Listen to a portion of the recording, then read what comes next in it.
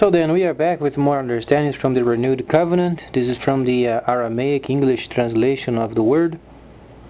The scriptures in Aramaic, they are the closest we can ever get from the Hebraic line of the scriptures, and this part is from the Renewed Covenant.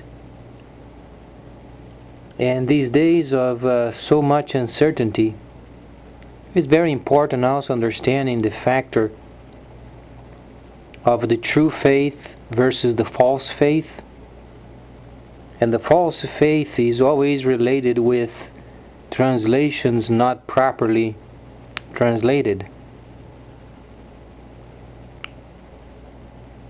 So then the basics of the faith is related with faith, mercy, and grace. Those are the basic traits of Gentiles. Understanding what the Creator meant for the rescue of the Gentiles is based upon the model given on a mountain, on Mount Sinai, where Moshe brought then the holy laws, and they started then the first service. The service of the tabernacle was always the model. The temple had no part in it.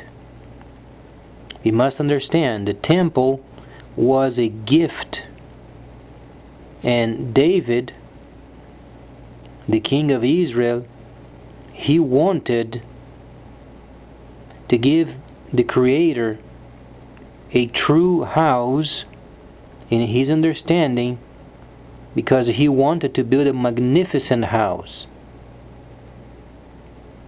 So then David wanted to do it, but because he had murdered so many people, then it was left for his son to do it. So then his son Shimon, he then built Yahweh, the true Elohim, the temple. The temple was not mandated. The temple was a gift. The Creator only, he received it because David wanted to be obedient. He wanted to obey his statutes, his judgments, and his holy laws. That's why he received it. But the model of the tabernacle was then the model that should be used in the future, and it was used. So these days, with so many uncertainties, political problems and economical problems, it's very imperative for us the proper understanding of the faith and where it came from. There are a couple of areas very, very false. The first are the existing synagogues. The second is the factor of the church. Both of them wrong. At this moment should not have either church or synagogue. What the Creator wanted was the second service. That's why He came and He brought the first anointing, so then the second service would be put in practice. There is no reason for synagogues on a Shabbat, neither any kind of a church.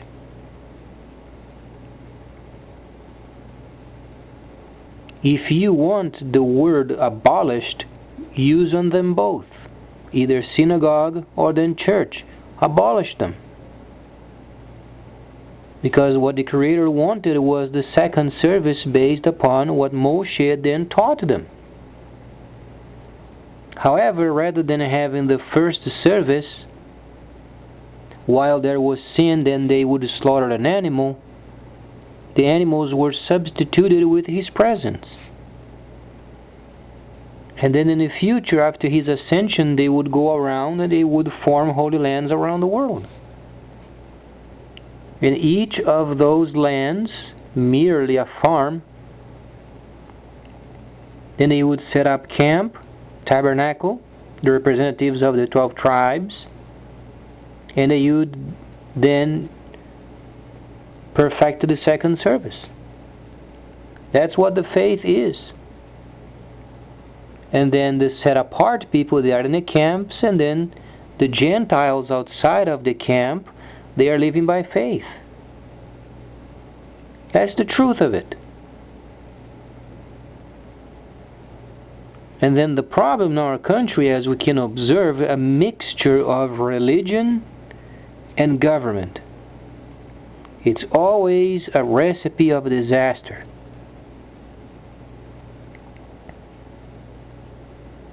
Because the camps, they are to be absolutely secluded, and they are not to be mixed with the world system. What's going on these days, a lot of countries, they are mixing religion with the politics. Never worked. Never did. It's always a fight. Every time. Because they use a religion to manipulate rather than direct. There is a huge distinction from directions and manipulations. And most of the governments, when they include religion, is manipulation. They use religion to put the people down and to find fault. When there are directives given, they are always pointing in a certain direction. Would you rather be a person that would be a mat, or would you prefer being a person directed? The camps are meant for direction only.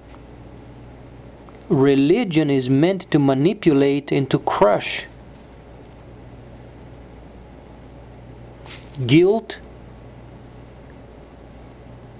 and then a sense of despair, a sense of not being part of. Whereas then the camps, they merely are there, and then the people they visit. That's why in a holy word of the renewed covenant, then you find the set apart Hebrews, you find the Gentiles, and you find the service people, the servants.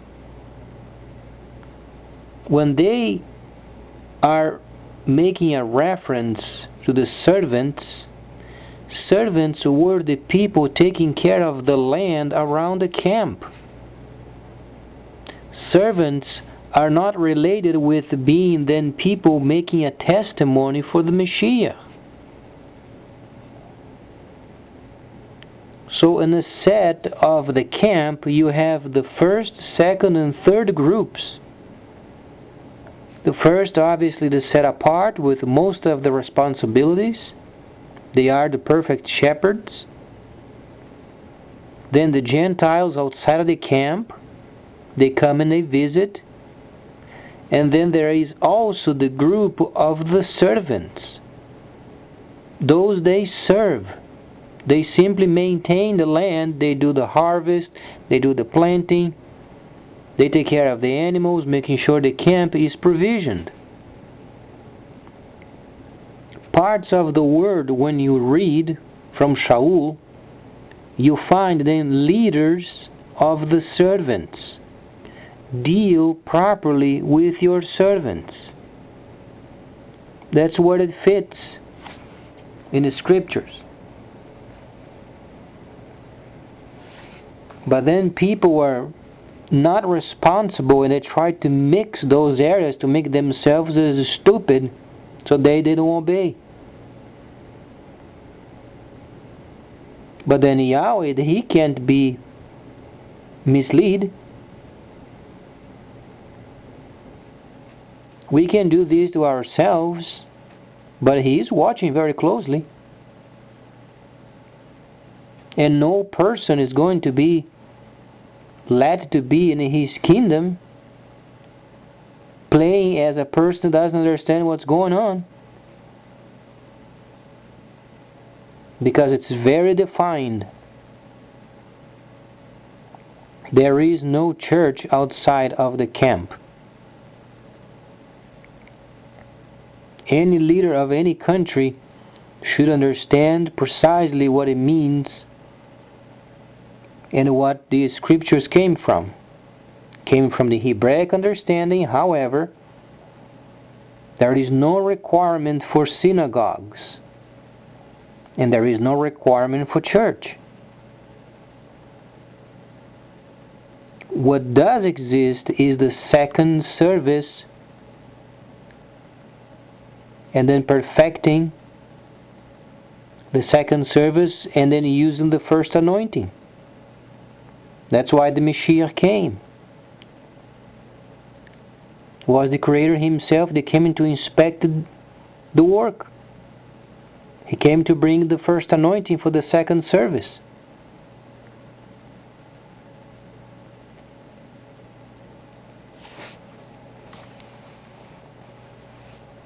So any kind of a politician involved in any kind of a church, try to stay away from them, truly, because it's a pure lie.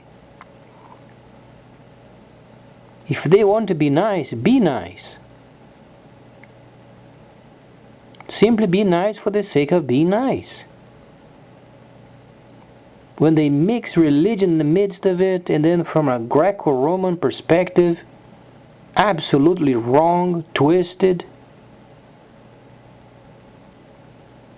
and some of them are from synagogues.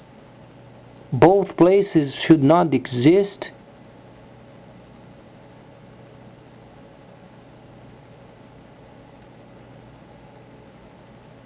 The only true establishment is the camp, or the camps of the Hebrews. Those are the true establishments. The Torah, or the prophets, or the writings, they should not be circulating outside the camps. Those as you can consider confidential. Most confidential, only to be used in the camps. The only circulating material should be outside is the renewed covenant, because it relates with Gentiles.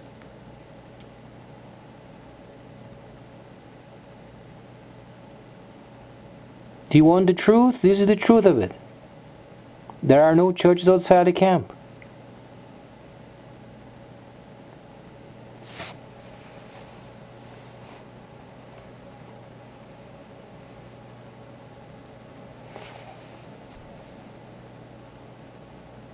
But then people always try to find a way of doing their own evils.